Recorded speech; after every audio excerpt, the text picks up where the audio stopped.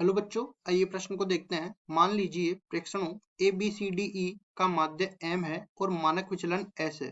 तो प्रेक्षणों a plus के, b plus के, c प्लस के, d प्लस के और e प्लस के का मानक विचलन क्या होगा, हमें ये बताना है। और यहाँ पे चार विकल्प दे रखे हैं, चारों विकल्पों में से सही विकल्प का चयन करना है। प्रश्न को हल करने से पहले इसकी मुख्य अवधारणा के बारे में चर्चा कर लेनी है। तो यहाँ पे हम लोग लिखने वाले हैं मुख्य अवधारणा। मुख्य अवधारणा में हम लोग माध्य और मानक विचलन के सूत्रों के बारे में चर्चा करेंगे।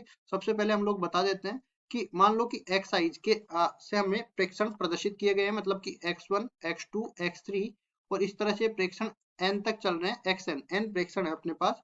तो इसका जो माध्य है, माध्य उसको सबसे पहले तो x बार से निरूपित किया जाता है। ये प्रेक्षणों का योगफल बटा प्रेक्षणों की संख्या के बराबर होता है, मतलब कि प्रेक्षणों का योगफल सिग्मा से हम लोग प्रदर्शित करेंगे। i बराबर 1 से लेके n तक इन सब का योगफल आ जाएगा और इन सभी प्रेक्षणों की संख्या का इसमें भाग लग जाएगा। अब आगे बढ़ते हैं और हम लोग निकालते हैं इसका मानक विचलन। तो देखिए मानक विचलन, वैसे तो ये मानक विचलन जो है अपने पास प्रसरण का वर्गमूल होता है, तो इसको सिग्मा से प्रदर्शित किया जाता है। और स्टैंडर्ड डेविएशन इसको इंग्लिश में बोलते हैं, इसलिए एच डी से भी प्रदर्शित कर सकते हैं। इसके दो तरह के सूत्र होते हैं, दोनों सूत्र मैं यहाँ पे लिखने वाला हूँ। पहला सूत्र अपने पास हो जाता है एक्स आई माइनस में एक्स बार और सारे के सारे इनका वर्ग और सबका योगफल आई बराबर 1 से लेके n तक सबका योगफल, नीचे भाग लग जाएगा n का, प्रेक्षणों की संख्या का, इसका हो जाएगा वर्गमूल। दूसरा इसका सूत्र इस तरीके से बनता है कि सारे के सारे प्रेक्षणों के वर्गों का योगफल, ठीक है, i बराबर 1 से लेके n तक, इसमें भाग लग जाएगा n का, माइनस में माध्य का वर्ग इसमें से घट जाएगा और पूरे का हो जाएगा वर्गमूल। दोनों ही सूत्र अपने पास काम में आ सकते हैं।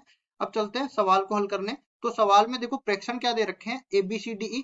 पहले माध्य और इनका मानक विचलन दे रखा है, तो लिखेंगे हम यहाँ पे प्रेक्षण।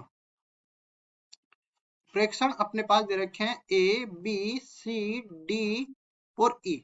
यहां से हम लोग माध्य की चर्चा करते हैं। तो माध्य के लिए पहले ये कितना दे रखा है, m के बराबर दे रखा है, जो कि प्रेक्षणों का योग होगा, a plus B plus C plus D plus E, और इसमें भाग लग जाएगा प्रेक्षणों की संख्या का। तो यहाँ से अपने पास a plus B plus C plus D plus E ये बराबर मिल जाएगा 5 गुणा में m के।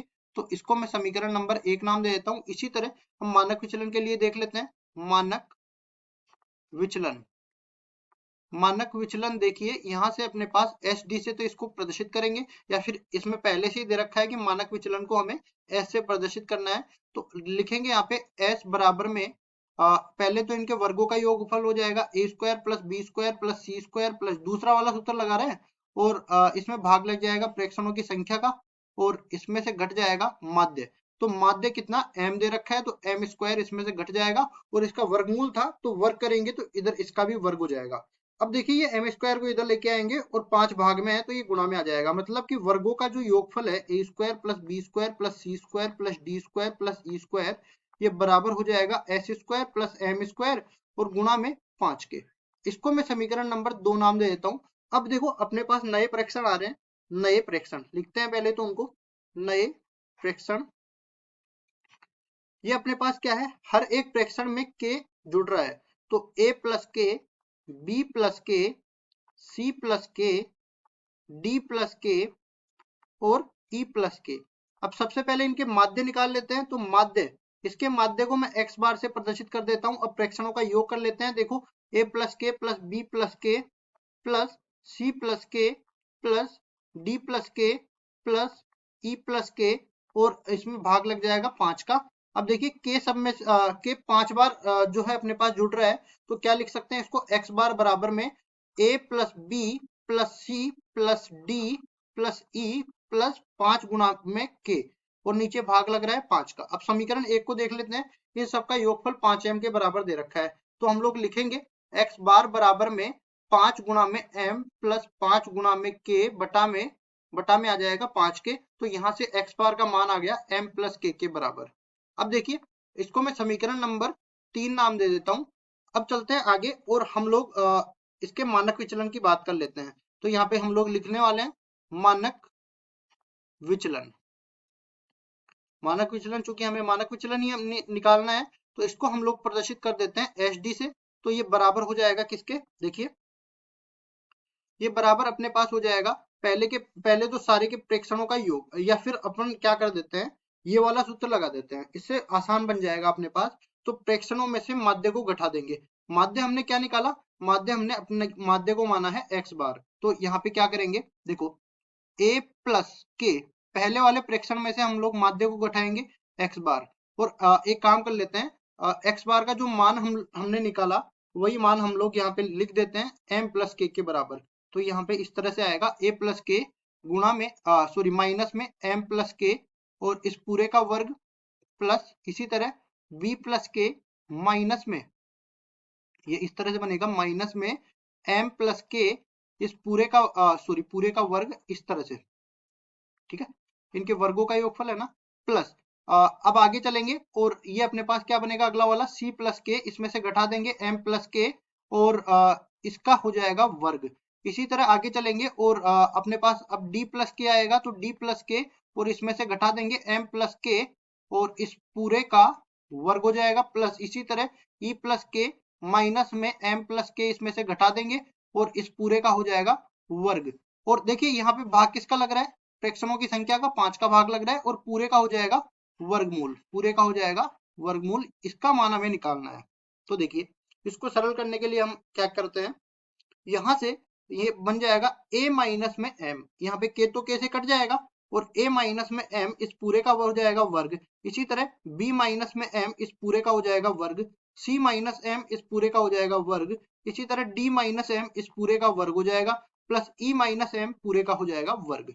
और यहाँ पे भाग लग रहा है 5 का, तो देखिए 5 का भाग लगाएंगे और पूरे का ले लेंगे वर्गमूल।